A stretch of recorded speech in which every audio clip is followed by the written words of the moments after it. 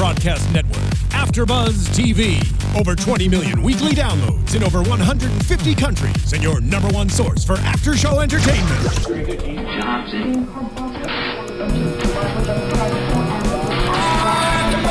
AFTERBUZZ TV, the destination for TV superfans. Producing aftershows for over 300 of your favorite TV shows. Interviewing celebrities and showrunners. And bringing you behind-the-scenes exclusives. All thanks to E! Entertainment's Maria Menounos, producer Kevin Undergaro, and internet leader Akamai.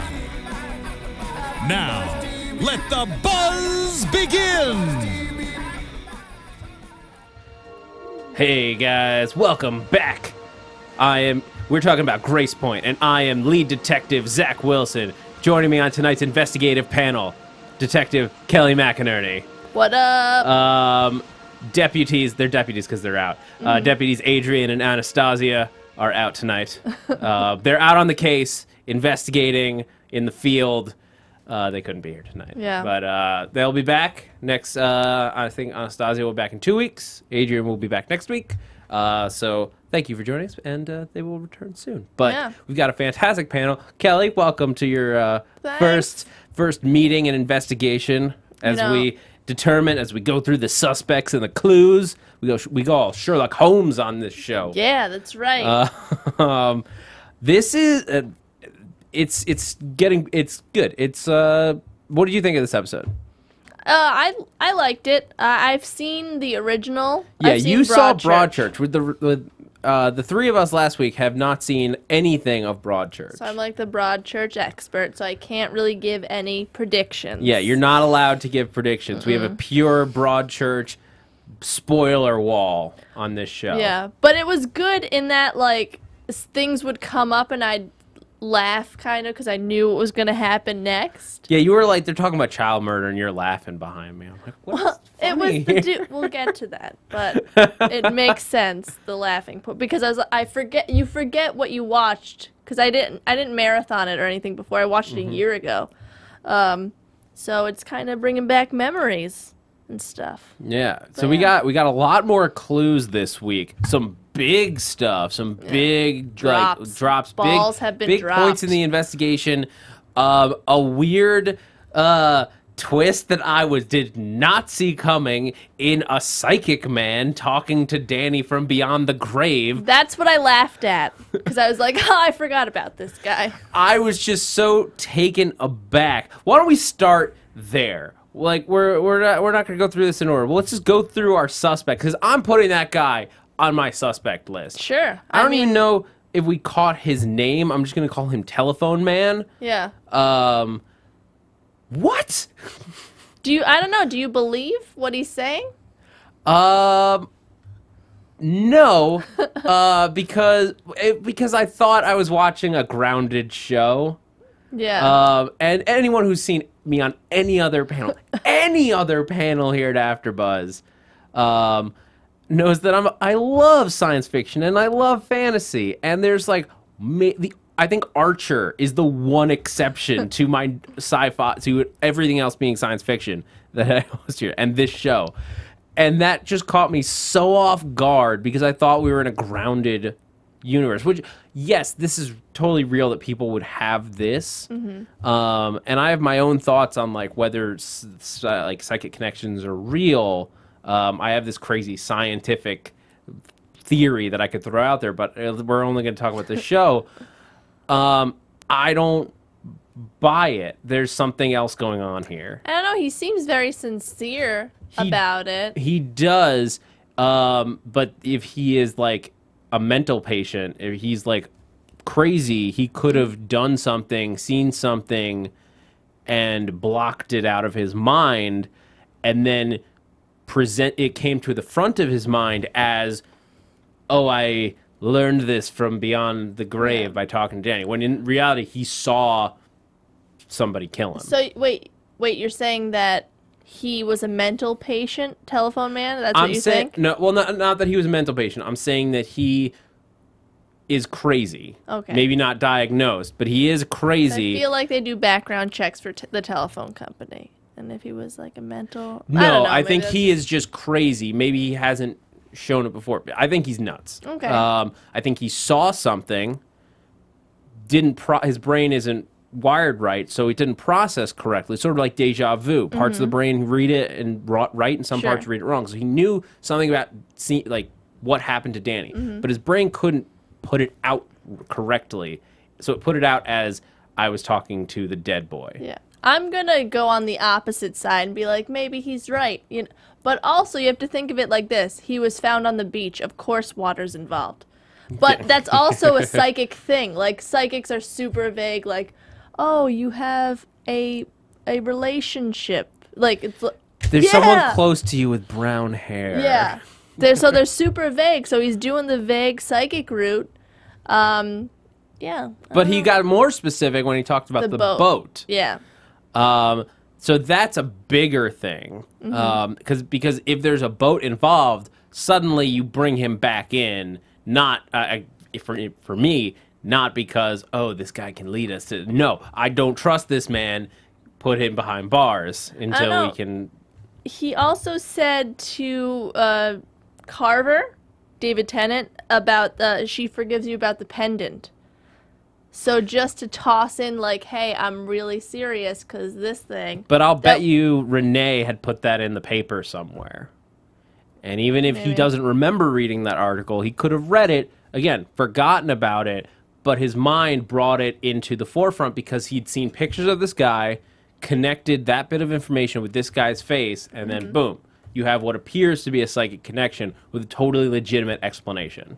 Okay. And I say this as a huge fantasy and sci-fi guy, but I don't believe him. Okay. I think he's nuts. We'll see. Who else have we got on our list? Well, let's talk about Renee Clemens. Going through our... Let's investigate Renee Clemens, my next suspect. Great casting. She's kind of like a doppelganger for the girl on the other show. There's a lot of doppelganger-looking people. Yeah? Like Susan, I feel like, looks They a got lot this like... David Tennant guy who looks just like this other David Tennant guy. Just like him. Yeah, I don't know. Like her. I don't like anybody on the show except for Detective Carver. I blanked for a second. I like Michael Pena, the dad, because I feel like he's I didn't trust him last week, and I don't trust him even more now. But before we get off of Renee, so she shows up in town, and I guess she is investigating, so I don't think we can like count her as a suspect. No, she's not, but she's a sneaky journalist. That's what I think. Yeah, I feel like she's so sneaky, stealing the monkey and then giving it back as like you really need to hold on to these things. Let me put my number in your phone as a friend. She didn't put her name, she just put a friend. Who does that? Yeah. How is she going to remember that? First of all, the girl. I don't because know. she doesn't have anybody else listed in her phone as a friend. But she's not going to remember her name or anything. And I also don't trust her with Owen. I feel like who's the crime guy of Gracepoint, who doesn't write much because there's not much crime in Gracepoint. I feel like she's kind of gonna abuse that, like be sneaky, trying to infiltrate that paper and.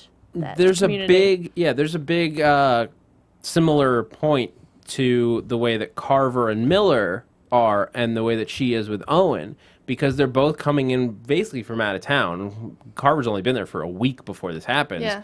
And they're she's going to use him much the way Carver has to use Miller as a guide to the town. Mm-hmm. Who are these people? What do they do? What are their motivations? Help me uncover this. And she's going to use Owen. I think she's going to use her wily woman ways as a tool. The difference, though, with Carver and Miller is that that's not for personal gain. I feel like what she would do is kind of personal gain. Oh, absolutely. Yeah. I just mean in terms of the setup between those two sets of people. Mm-hmm. No, Carver's trying to solve a murder. Yeah. She's trying to use this murder for her own personal gain. Yeah. I'm not counting her as a suspect because that doesn't, in my mind, that doesn't make any sense. Yeah. But I do not think she has good intentions here. Sure. She's using a murder for a child murder for personal gain. Mm-hmm. And I get that that's what journalists sort of do to a certain extent, but it still feels wrong. Yeah. Because of how far she's going out of her way to really dig herself into the situation. It's The thing only- with the monkey is just like Yeah. so wrong to me. And it's only the beginning. Yeah. But let's just get to let's just cut right to it. The big, like, the elephant in the room. Yeah. Mark Solano. He lied a lot. We knew from last week that he was lying. Our suspicions last week, and I think to a certain extent I'm maintaining this. This was my prediction last week, was that Mark Solano was, to recap my own insanity, Mark Solano was out having an affair, and I'm not looking at you because I don't want to know if this happened on Broadchurch. Mark Solano was out having an affair with somebody. In that process, he ran into Danny's friend, the whatever his name is, Miller. The little kid. Yeah. I apologize. I don't have his name remember written his down. name either. But Miller. yeah, we'll call him Little Miller for tonight. He ran into him in the streets somewhere. And then I think somewhere, I forget exactly what I said That's about a how fine Danny prediction. died. I think that and then Danny gets killed in that process. I can't say anything. Yeah. Okay. I'm not gonna say anything. It's gonna be this. Yeah, we're not letting you But- give predictions. But I don't trust Mark because he's clearly lying, and like at this point, the cops aren't gonna tell his wife But if he let's had an say, affair. like, he's lying to protect himself. Like, let's say your prediction's right. I mean, he doesn't want to give that friend's name because it's the lady that he slept with or whatever. So he doesn't know what to do. My but- insanity prediction was, and then I was corrected. I thought, like, what if he was sleeping with Miller? But like, she was on vacation and out of town. I was pointed out, and I was like, oh, okay, I'll put that one. You don't away. know. You don't have a prediction of who else it would be. I mean, the only person who really it could be, because like just who we've met, is the woman who runs the inn, the British chick. Like, she's the only person who's in the right age gap, and let's just be honest, television attractiveness level that would fit in this town. It's the only person. Yeah. So if he was having an affair with somebody that we've already met, it's her. Going out to the Harvey Ridge hut and hanging out. Because who else has keys? Because Oh, he could have hit it with Susan. yeah, well, If he's into cougars. ugh. I don't know. I mean, Susan Wright is a super creepy lady. All the old people are creepy. Yeah. Let's just put it out I mean, there. they hired Nick Nolte. They're gonna get creepy people. But Susan Wright has that like dog. She's walking up to the house and she sees Detective Carver standing there, and immediately turns around. If you see a cop standing by a thing and you just turn around and walk away, you have to know you're gonna get a follow-up investigation. Yeah. But what's even creepier now is when he goes to get the keys. She The has skateboard. Danny's skateboard. Yeah. And we're like, whoa! I yelled, whoa. Probably could hear me outside the place the room we were watching in. Maybe she found it. I feel like she's a grumpy old lady, you know? And just I'm doesn't want to thinking deal with anybody else. maybe she confiscated the skateboard. I'm not willing to put her as a suspect just yet because I don't have any motivation other than like cranky old lady get off my lawn style, which she could do and take the skateboard away. Yeah. I still think the skateboard is a good option for a murder weapon because it was blunt force trauma to the head. And I But think was there like blood or anything on his head? Not really, no, right? on Danny's head. Because I feel like that would leave a mark or something. The skateboard. Or it would break or something. well, they said there was he got hit with something in the Yeah. head, so it wouldn't necessarily break the skateboard depending on where you hit him Yeah. with the board. Like I'm thinking like it's the truck or the wheel that collides with the head, and then that does a lot of damage. Okay. So that's my thought. They haven't really established it yet. They didn't have a specific thing in mind. They didn't say anything specific. So that seems like the thing that you wouldn't really be used to seeing a hit from that. Like, you know what a baseball bat looks like in terms of damage. They probably study that enough. You know what certain things would look like. A skateboard, no, because it can hit in so many different angles. Wait, just to backpedal though about Mark, because we didn't really. Do you think? Yeah, sorry. Let's keep talking. Do you think he's a killer? Do you think he killed? I mean, if we go with the anybody's capable of murder given the right circumstances, that feels like it's pointing right at him. I feel like it's too easy. I feel like they're sending the audience in this direction. Like, yeah, it's Mark. Look at he's a bad guy. He's lying and stuff. It's too easy. It does feel too easy because it's gotten to him so quickly. But what if they're gonna like start setting it up and then sort of peel back from it and then lean back into it as we get more information? Maybe. Because they find footage of him at Harvey Ridge Hut, which we now know is the murder point. Yeah. Like, they find a drop of Danny's blood, or the right type of blood, on the porch of this hut. And his fingerprints in the sink. Mark's fingerprints. So they know Mark. They have two things that put Mark in that location. They have video evidence and fingerprints.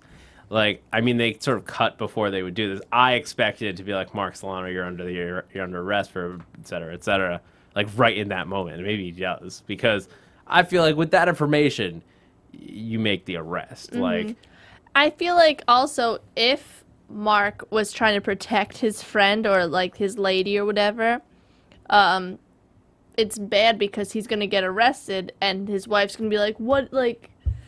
It's a lose-lose situation. Yeah. Kind of. Either way, like, when a detective who's investigating the murder of your son is questioning you, and you are refusing to give answers to easy questions, like who you met that night, where did you go, you have to know that that information is going to get found out. Yeah. This is not you can give a vague answer and that'll be good enough. This is that information will come out one way or another, and unless you're guilty, the best thing you can do is just be completely honest in that moment. Yeah. Even ask him, like, look, this has to stay confidential. My wife can't know. Because I'll bet the cops don't care, at least for now. They just want to know. Or they'll lie, because that's totally... I mean, if you're investigating a murder, that's fine. Yeah. If it's not relevant information, they don't need to publish it. They don't need it to go anywhere. But if it's relevant, and I think that's what Mark fears, is that it is somehow relevant, whether he did it or not, it is somehow incriminating. That's the scariest part. Because what if he saw... I think regardless of what happened, I think he saw Danny that night. I don't know. Like, I think while he was out, Danny's out skateboarding down the neighborhood. I think Mark saw him. This is part of what I talked about. He saw Danny, said, you didn't see me, I didn't see you. Like, gentleman's agreement. To a 12-year-old?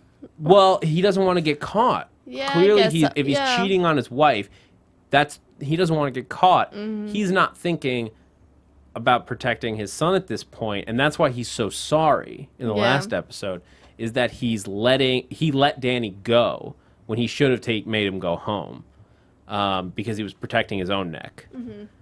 And so he feels really guilty for that. So maybe he's not directly guilty, but that does make him personally feel guilty.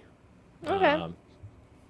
That's where I am putting Mark right now. Good thought. But while that's all going on, we've got Chloe, because the cops do a little investigation. Some more of our clues that the cops find. They find $500 in cash under Danny's bed, just like taped to the bed, which is like, whoa. When I was 12, $500 was huge money. And I'm not just talking about because of inflation. I'm not like old man going like, oh, my day, 500. Like, $500 is still a lot of money to me today. I still would take that. Yeah, that's like a lot. I would love to get $500. Yeah. But for a 12-year-old who doesn't have expenses like rent and groceries, $500 is like, he's gonna be Got it cleaning up. made. Yeah. Yeah.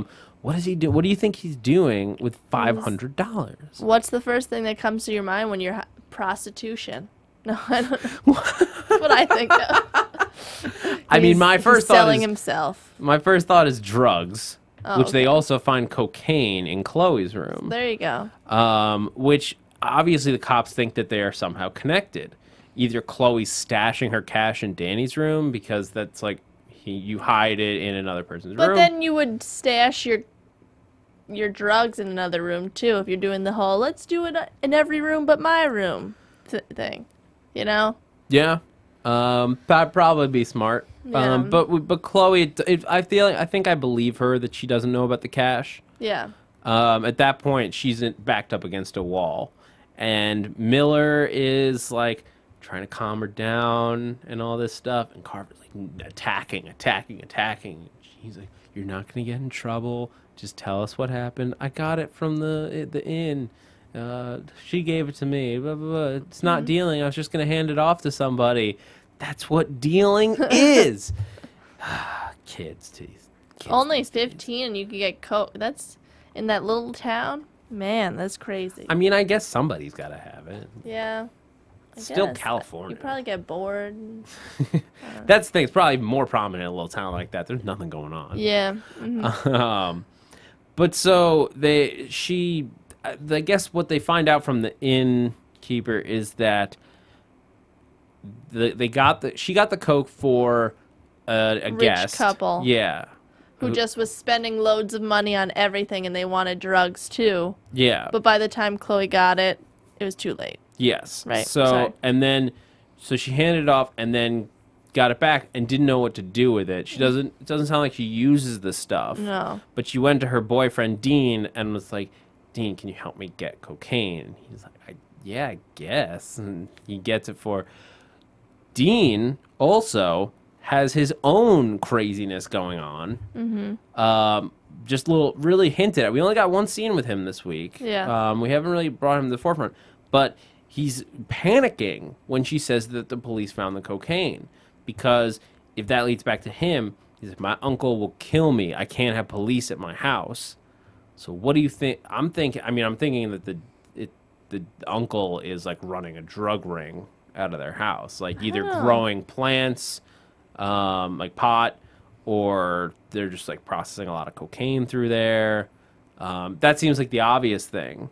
So the uncle is doing something illegal. Or maybe he just hates cops, you know? Being like I'm assuming one of the only African American families in a white town. It is a very white town, except for the Solanos. Yeah. Yeah.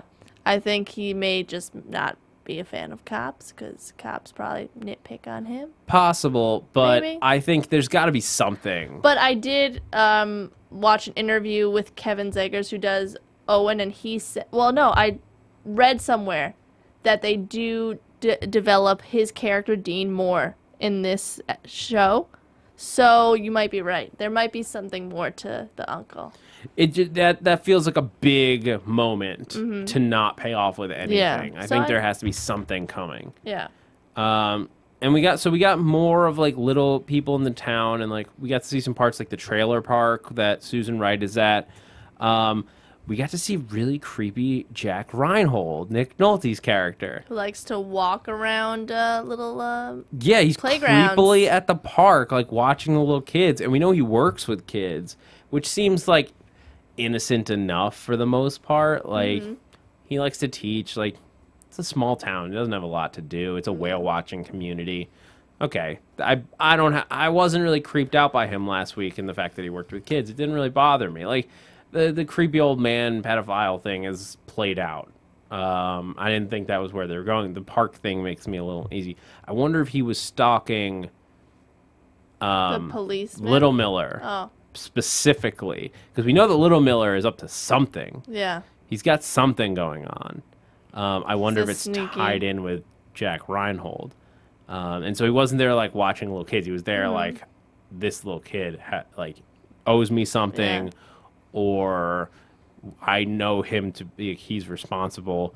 But what the big thing that Jack Reinhold is talking about is that he saw Danny with someone. A backpacker. Some backpacker with a bandana who... A nomad.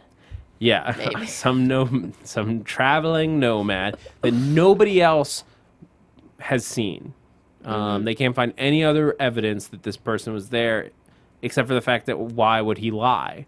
But also, why would he withhold that from the first meeting? And it didn't, at the time, it didn't really sound suspicious to me that he had forgotten. It's such a minor little thing. Oh, I saw him talking to a guy. But as a cop, you're going to pick up on that. Like, when I tell you, like, when I call you in for a first interview, you're supposed to tell me everything, you know? And I don't know. I feel like the way he said it, like, oh, I forgot to say this. There's a guy, and nobody else has saw him. Fishy. It's a little bit fishy. I wonder if Jack knows who, like, actually knows this guy, is hoping people won't connect him to this guy. If he just says, like, oh, this backpacker, I don't know who he is. I know him very well. He's my long-lost son. But I don't know. I do think that we're going to get more about that guy. Yeah. I don't think there were too many details because they dropped, like, he was wearing a bandana. His, like, he very much described him. And Danny's notebook, his Sea Life book, he was recording it. I wonder if there's anything in that. Do they have that? I don't think they have that book yet. I don't think so, no. They got Danny's journal. They don't have his phone. They don't have his phone. Yeah. They don't have his phone, and they don't have his skateboard. Those are the big pieces of evidence that they are looking for right now. We know where the skateboard is. We don't yet know where the phone is. Yeah. And because even though Little Miller might have deleted his side of the texts, he didn't delete. Danny's phone still has them. Also, the cell company has them. Yeah. So I feel like they could just call the cell company and get all those records. Unless, like, the guy deleted them that has the phone. But then the cell guy, like, would still have them. As creepy as it is, they do have that stuff in a history log. At least who he was texting with. They may, depending on, they may not have. I don't think they have the whole message. I think it's just the who. Unless he had an iPhone. Apple's got that. That's creep-tastic. Droid, that's why I'm a droid. Apple's got that information. Well, Droid, they could just hack in because it's, like, more malleable. I don't know. Either way, there may or may not be evidence of these conversations somewhere. But they have his computer. They have his laptop. And they find in it a list of journal entries with some very interesting little quick notes. Dating back to, like, November, it all seemed normal. Movie night. And then in December, I've had enough of this. Time to quit. Dad's really going to kill me. In January, I think I know what he's doing. Danny was on to something. So now we have thoughts that Danny probably was silenced. He was probably paid off. That's where the money. Oh, maybe that'd be good. It feels like I still maintain that I think Danny knew about his dad's affair. I don't know if it was an affair. I think in one way or another. Yeah, I think Dad's gonna kill me, and he are two different people. He is not Dad in those two journal entries. Oh, you think he's not referring to Mark? No, I don't think. Interesting. So. Why do you think that? I can't really tell you why. Okay. All right. Just because I feel like, oh no, I could tell you why. Because Dad's gonna kill me. Every kid thinks Dad's gonna kill. Maybe he was on a football team. Maybe he wanted to quit the wilderness thing. You know, Dad's gonna kill. That's just like an empty, like, saying. I think it's whatever he was up to with Little Miller. Yeah, I don't know. I feel like they're two different things, and I feel like that's why they put them in there, to throw you off. Because this whole episode, they want the audience to think it's Mark. Oh, Dad's gonna kill him. It's Mark. So yeah, that's what I'm gonna say. Okay, they are very heavily setting up the dad. They're very heavily setting up Mark Solano. We got a couple other people I don't really consider the priest. Can we talk about the priest? I was about to say, I don't really consider him a suspect right now, but they did introduce us to the town priest, who he is a little bit creepy, like most of this town. He looks like a Willard kind of dude, you know? You're saying like Crispin Glover? Yeah, that's what I was saying the whole episode. Like a really disturbed Crispin Glover. Let me tell you, when I watched Broadchurch, it was this time when I was like, it's the priest. It's the priest. Interesting. That's all I'm saying. Because also I liked, they were against Mark except the one time where the priest was on the television saying, you know, God's with us, blah, blah, blah. Mark storms over there and is like, God wasn't with my son. He left him. That's a true dad right there. He didn't kill his son. Let's put that out there. You're right. So like I'm not putting my money on Mark yet, but he is hiding something, and I think he feels responsible for Danny's death in some way. Also, though, about the priest, he said, like the mom, not the grandma, was there on a Tuesday, and she's like, it's pretty busy for a Tuesday, and he's like, yeah, but you'd think there'd be more people given the situation, not, you know. That is creepy. It's just very like, come on, bro. You're really thinking kind of selfish. He does have a little weird freak out moment when he sees the commemorative book. He's like, the church should have done that. And maybe he's thinking, I think him and Beth have a history. Yeah. They probably grew up together in some way, and he like had a crush on her, but then she wound up, maybe she was going to go out with the priest, but then she wound up getting all pregnant with Mark's baby. Now she's pregnant with another baby. Whoa. The priest gave her that really long hug that was like way too much for a priest hug. It's like Always Sunny, remember? Except it's like G-rated, I guess. But she's pregnant again. Yeah, she dropped a bomb. Whoa. Yeah, so Beth is pregnant again. That's her big thing. And again, we're not suspecting Beth, so that's why I sort of saved her for last. But she's too... Is it Mark's baby? I feel like it has to be. I don't think she's cheating. Yeah, I think it is. But you have to ask the question. I feel like out of all the people, it's clear that she's the most, like... Devastated. Yeah, and the most real, like, innocent person, like, wants to know, you know, she's the biggest victim aside from Danny, who's dead, but, like, she's clearly the biggest victim. And, yeah.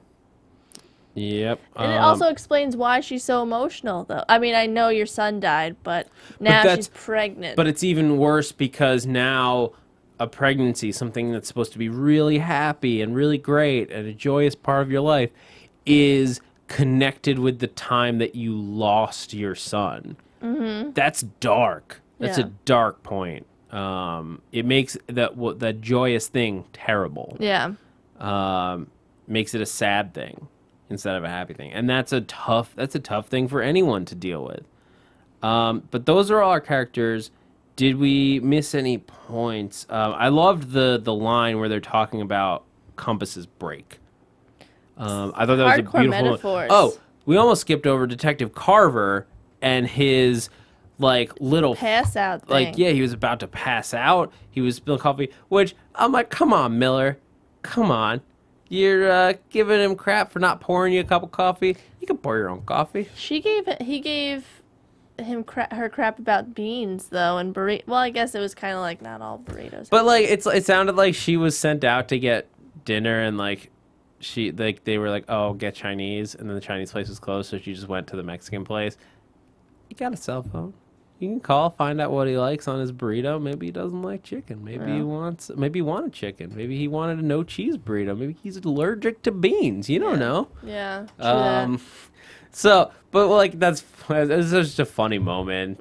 We got a little bit of that David Tennant sort of lightness when they would like the questions. He's rattling them off, which is just as much like I get that method of just like asking all the questions without stopping, getting them all out in the air, and then letting them all process. Because the two, like asking questions back to back to back, you might get to connect certain parts, certain things that string between those questions. And Miller might have the insight to string them together.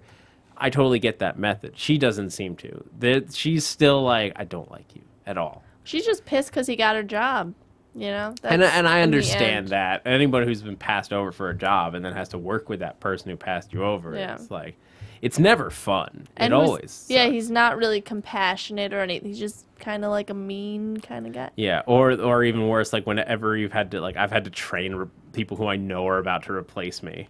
Like, that happens. It's just, that's work. Yeah. And she's like having to teach things to the person who beat her. Yeah. That hurts. But what's wrong with him? And like, you already probably have knowledge of this, but he has to inject something like almost like an EpiPen, because it's not. I don't think it would be heroin because it's going into his leg, and that's not what you do, as far as I know.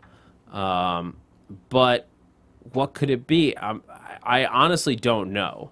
It doesn't feel like drugs. It feels, I mean, some form of drug, but like, it doesn't feel like recreational drugs. Like he's addicted. He might be addicted, but I think it's prescription.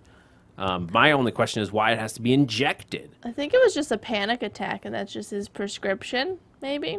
Maybe that's like a type of prescription. It's one of those pen needle things. Maybe. That's nuts then. Yeah. That's some heavy panic attacks. Because he clearly, like, loses it. Like, vision goes all blurry. He's spilling stuff, stumbles into the bathroom. Doesn't want to share this with anybody.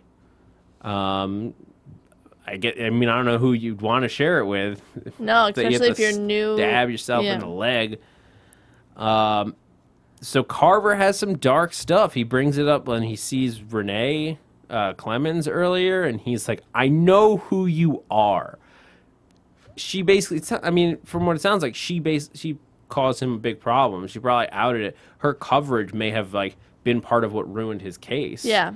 And he's just like, no, get away from me. Can I have an interview? We can set the record straight. No. Yeah. Like, screw you. Yeah. I mean, much the way like Miller's like, no, I don't like you. I don't want to help you, even though, but she's willing to because it's a bigger, there's a real reason to. Yeah.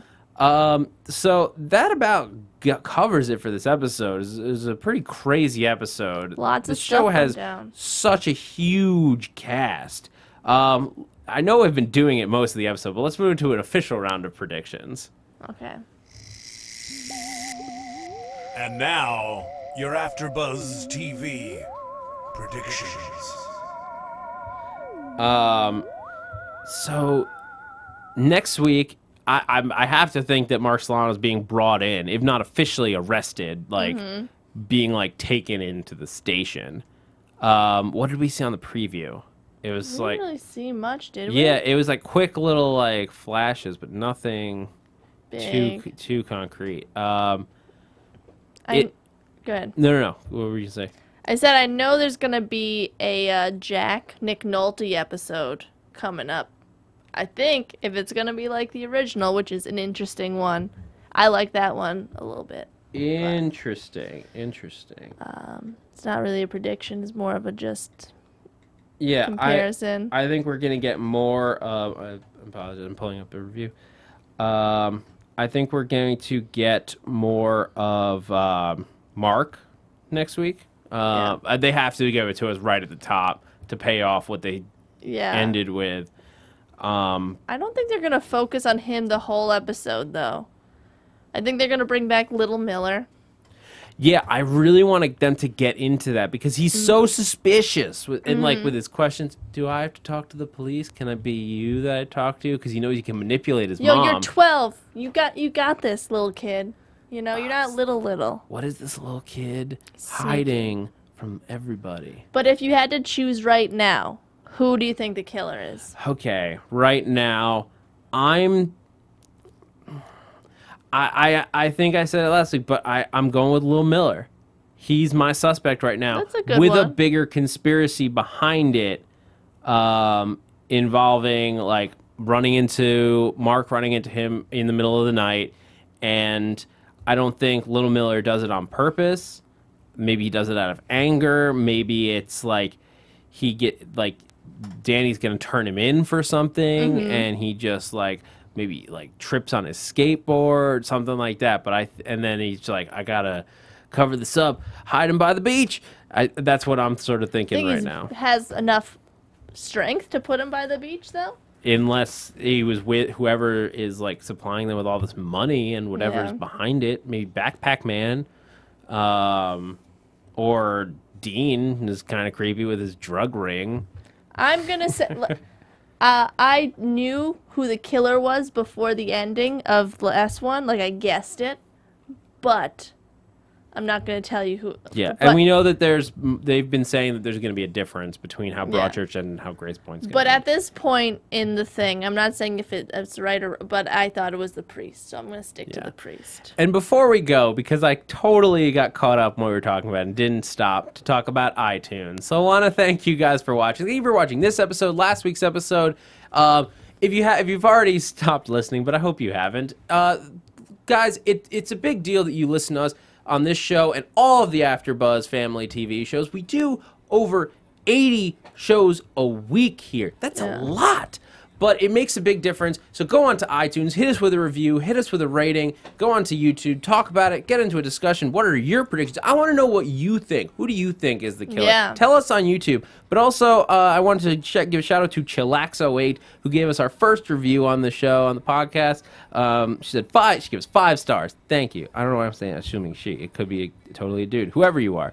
I couldn't wait to find this podcast. Was looking forward to the premiere of the show and was not disappointed. Great acting, creepy, intense, and filled with mystery. Woke up hoping AfterBuzz would have a podcast, and they did. I love your breakdown, analysis, and humor. This podcast team has great chemistry, and I'm psyched to take the ride with y'all over the next 9 episodes. Thanks for a great show. Yeah. Thank you, Chillax08. Can we do news and gossip really quick?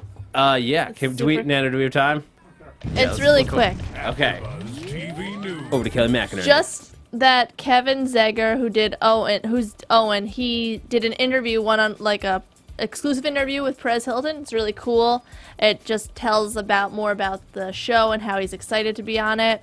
And also, I'm not sure if you guys talked about the differences with this and Broadchurch, but not really. The original Broadchurch is 8 episodes. This one, Gracepoint, is 10 episodes, and apparently, of course, they're not the same because there's more episodes. Around episode 6 is where they kind of divert, take a big left turn from what they did on Broadchurch. Again, and it's good. For a mystery show, it's hard to do a straight remake. Yeah. That's it. Cool. Well, that's going to do it, guys, for us on the second episode of Gracepoint here at AfterBuzz TV. Kelly McInerney, the people want to keep up with you throughout the week. Where can they do it? You could find me on Twitter and Instagram at HollyWeirdo. And you guys catch me on Twitter and Instagram at @ZachWilson. And also here at AfterBuzz, I got a lot of shows: Doctor Who Classics, Resurrection, Grimm is coming back in a couple weeks. What else? Sleepy Hollow. I'm going to be on Agents of S.H.I.E.L.D. this week as a fill-in. It's going to be fun. Thank you guys for watching. I'm Zach Wilson, and thanks for geeking out with us. From executive producers Maria Menounos, Kevin Undergaro, Phil Svitek, and the entire AfterBuzz TV staff, we would like to thank you for listening to the AfterBuzz TV network. To watch or listen to other after shows and post comments or questions, be sure to visit AfterBuzzTV.com. I'm Sir Richard Wentworth, and this has been a presentation of AfterBuzz TV. Buzz you later. The views expressed herein are those of the hosts only and do not necessarily reflect the views of AfterBuzz TV or its owners or principals.